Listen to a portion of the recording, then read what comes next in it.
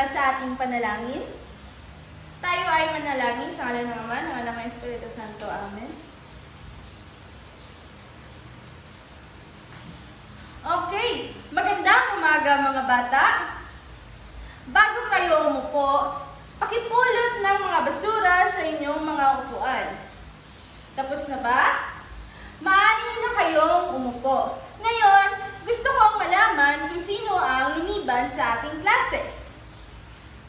Walang lumiban sa ating klase ngayon? Mahusay!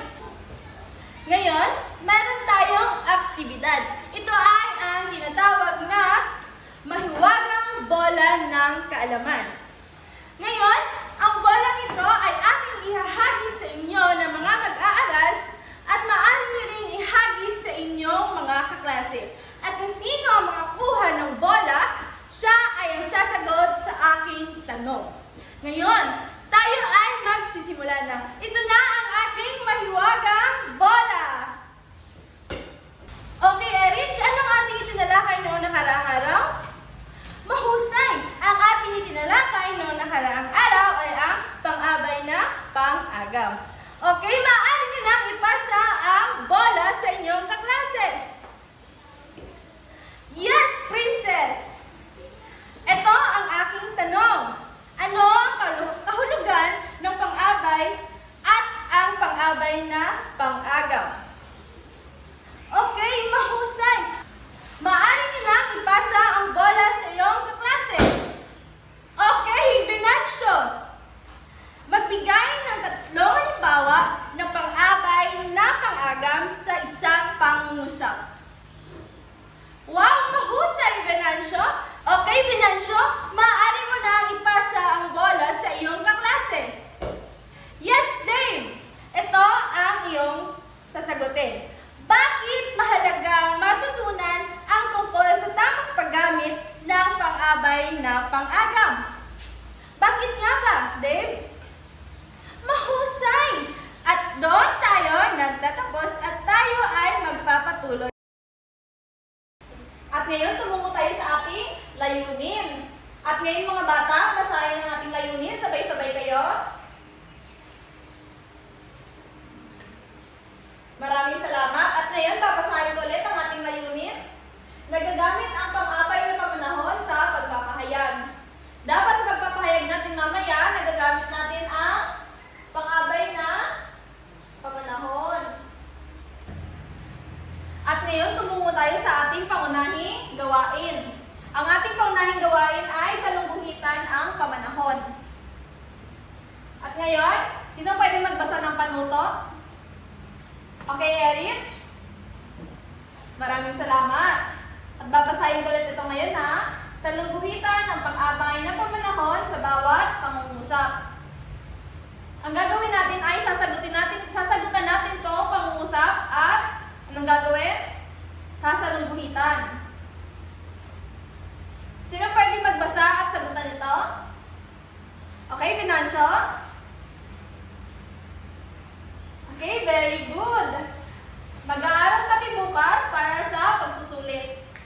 At ang sagot ni Venancio sa pang-abay na pamanahon ay tama. Mag-aaral kami bukas. Sa pangalawang tanong, sino pwedeng sumagot? Okay, Erich? Naglilinis si Ana tuwing linggo ng bahay. Ano ang iyong sagot? Bahay. Sino pwedeng sumagot na nakakaalam? Daisy? Okay, very good. Tuwing linggo. Tuwing linggo, ha? Pangatlo. Naligo si Carla sa ilog kaninang umaga. Ikaw, Renz.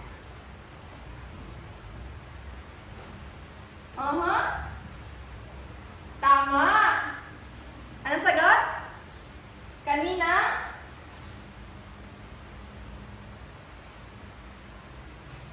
Kaninang umaga. Very good. Okay, pang-apat. May floor. Very kahulugan kanina? Ang answer ni Mayflower ay kanina. Tama. Kanina. Panglima. Sino gusto magbasa? Okay, Ayan. Kumain kami ng masarap na ulam.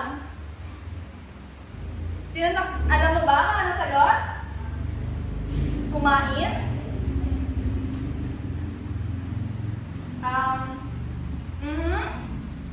Sino nakakaalam? Reds?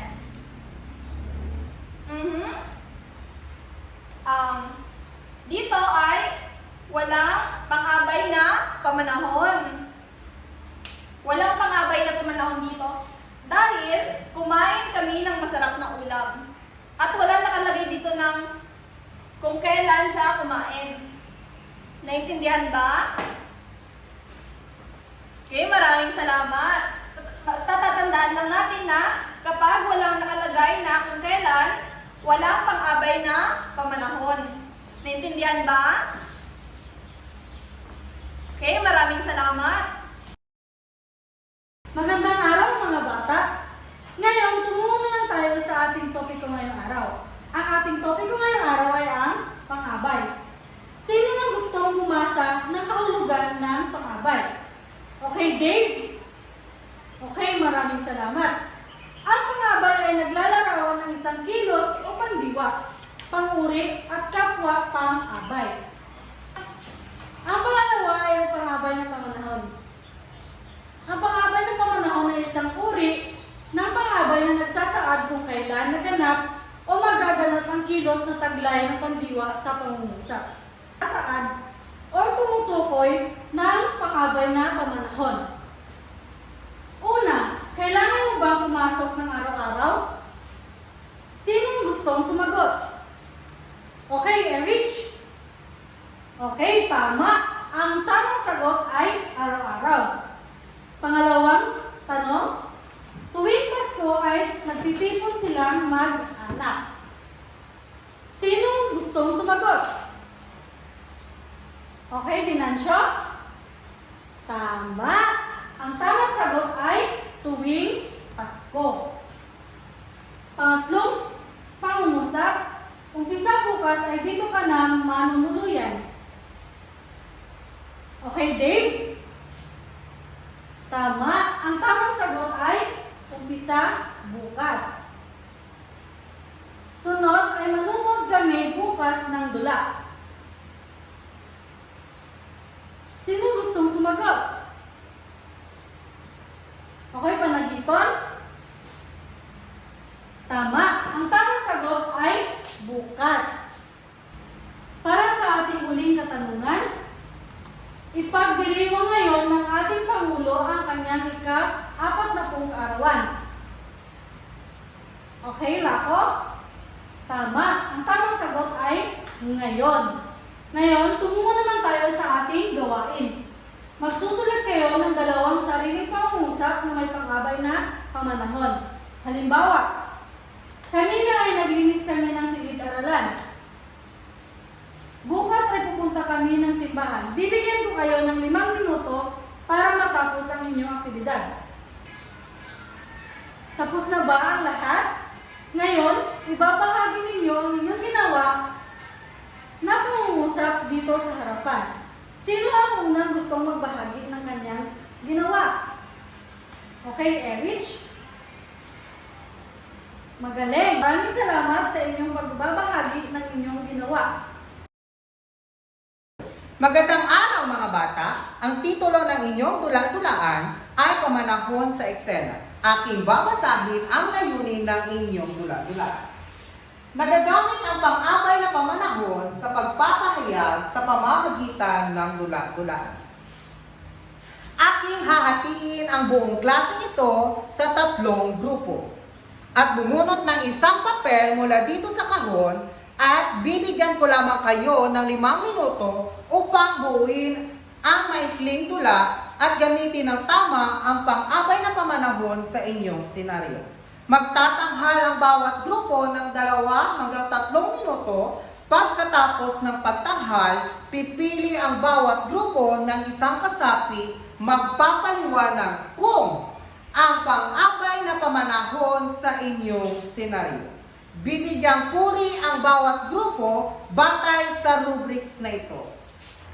Tamang gamit ng pang-abay 10%, linaw ng pagpapahayag 20%, pagkamalikhain 10%, kooperasyon 10%, at ang kabuuan ng porsyento ay 50%. Okay mga bata, maaari na kayong magsimula sa inyong dula-dulaan. Okay mga bata, napakahusay at napakaganda ng inyong dula-dulaan. Napaliwanag ninyo kung saan ang pang-abay na pamanahon.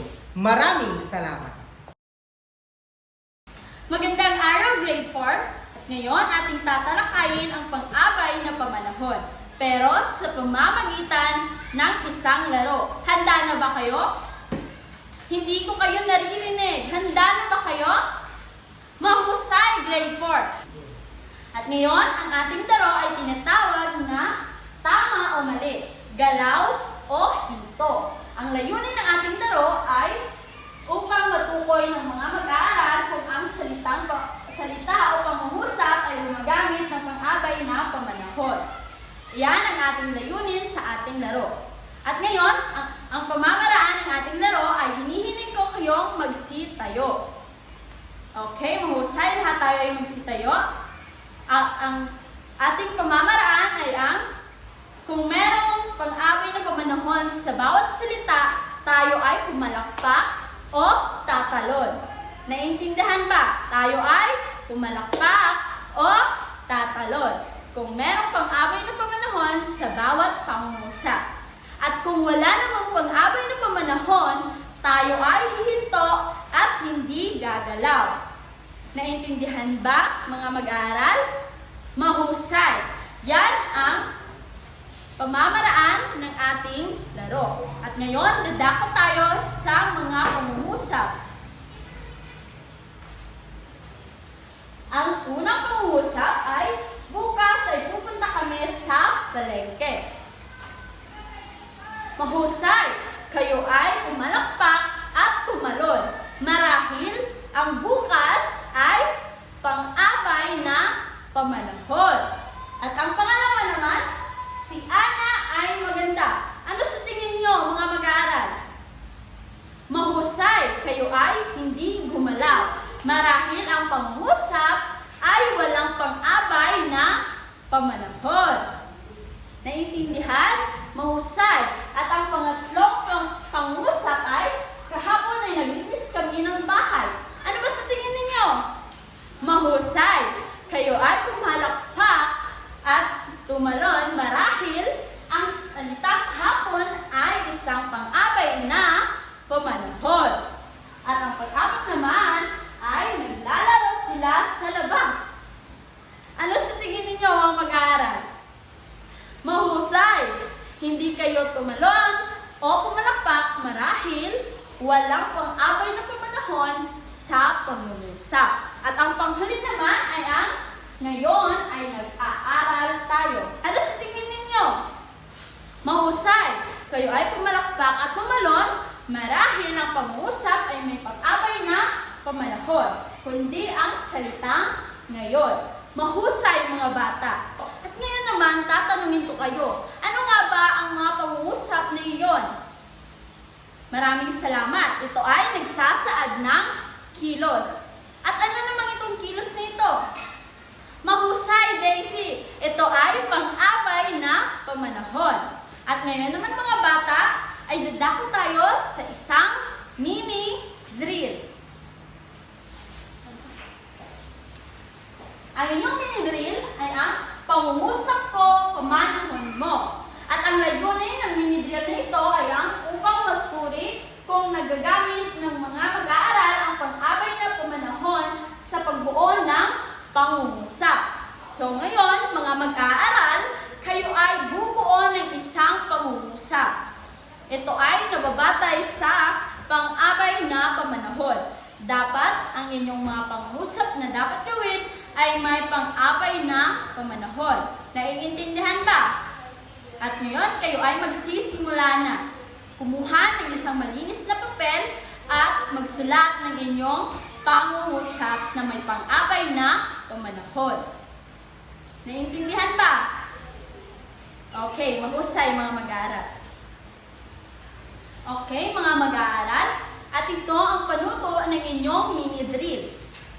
Ang bawat mag-aaral ay magsusulat ng isang pangungusap na gumagamit ng pang-abay na pamanahon. Halimbawa, kahapon, ngayon, bukas, tuwing umaga, araw-araw.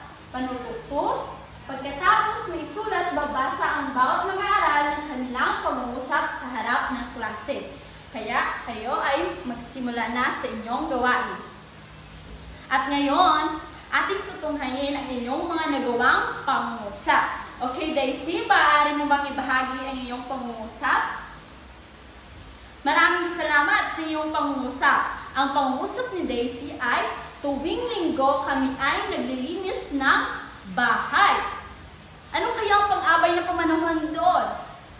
Maraming salamat. Ang pang-abay na pamanahon ay tuwing linggo. Kaya ang pangungusap ni Daisy ay tama. Maaari, ito ay magiging bigay-aral sa inyo na ang pang-abay na pamanahon ay ang ngayon, tuwing linggo, tuwing araw-araw, at iba pa na ibinabahagi ng pang-abay na pamanahon. Maraming salamat sa inyong kooperasyon mag-aaral. Marahil kayo ay may natutunan sa araw na ito at maraming salamat. Mga bata, nakinig ba kayo sa ating diskusyon? Handa na ba kayo sa ating maikling pagsusulit? Ngayon, kumuha ng isang buong papel. At sa inyong papel, magsulat ng 5 pangungusap at salungguhitan ang salitang pang-abay na pamanahon. Bago tayo mag-umpisa, mayroon akong inihandang 3 halimbawa. Una, mag-aaral kami bukas para sa pagsusulit. Nakita niyo ba kung saan ang salitang tumutukoy sa pang-abay na pamanahon? Okay, mahusay. Ang salitang bukas. Pangalawa, naghugas ako ng pinggan kanina. Alin sa mga salitang ito ang nagsasaad ng pang-abay na pamanahon? Kay Carlo, mahusay ang salitang kanina. Pangatlo at panghuling halimbawa, naglalaro kami sa labas tuwing hapon. Nakita niyo ba kung saan ang pang-abay na pamanahon? Kay mahusay ang salitang tuwing hapon. So, sa palagay ko, handa na kayo. So, maaari na kayong mag-umpisa sa inyong pagsusulit. Bibigyan ko lamang kayo ng 10 minuto. Ngayon mga bata, sa palagay ko ay tapos na ang inyong 10 minuto. Ipasa ang inyong papel sa harapan. Ngayon, pipili ako ng isang papel at ating titignan kung tama ang kanyang sagot. Ang aking napili ay ang papel ni Daisy May Panagiton. Number 1. Ako ay maglalaba bukas. At ang kanyang sinalungguhitang salita ay bukas. Tama ba? Okay, mahusay. Pangalawa. Nakita ko si Ana kanina at ang kanyang sinalungguhitan ay ang salitang kanina. Tama ba mga bata? Mahusay. Ang pangatlo ay si Carlo ay naglalaro kanina. Ang kanyang sinalungguhitan ay naglalaro. Tama ba ito mga bata? Sino ang nagsabing tama? Itaas ang kamay. Sino naman ang nagsabing mali? Okay, ang tamang sagot ay kanina. Ibig sabihin, mali ang kanyang sagot. Pang-apat, si Angel ay bumili ng bigas kahapon. Ang kanyang sinalungguhitang salita ay kahapon. Tama ba ito mga bata? Mahusay, tama. At ang panghuling sagot ay si Renz ay nagsimba kanina. At ang kanyang sinalungguhitang salita ay kanina. Tama ba ito mga bata? Mahusay, tama. So, ang total na score ni Daisy ay 4. So, may isa siyang kamalian. Dito na nagtatapos ang ating pagsusulit. Maraming salamat. At ngayon, natapos ang ating mga diskusyon. Meron akong mga katanungan sa inyo. Naging masaya ba ang inyong pagkatuto sa araling ito? Okay, mahusay. Naging masaya ang lahat. Pangalawang tanong, saang bahagi ng aralin kayo nahihirapan? Sa ikatlong tanong, ano ang inyong pinakamahalagang natutunan sa ating leksyon? Para sa inyong karagdagang gawain, takdang aralin. Sa inyong kwaderno, magsulat ng 5 pangungusap gumagamit ng pang-abay sa pamanahon. Siguraduhin tama ang gamit ng bawat salita. Ipasa ang inyong sagot bukas. At ngayon, babalikan natin ang ating layunin. Nakamit ba natin ang paggamit ng pang-abay na pamanahon sa pagpapahayag? Mahusay dahil atin itong nakamit. At ngayon, dito na tayo nagtatapos sa ating leksyon. At magsitayo ang lahat. Paalam mga bata!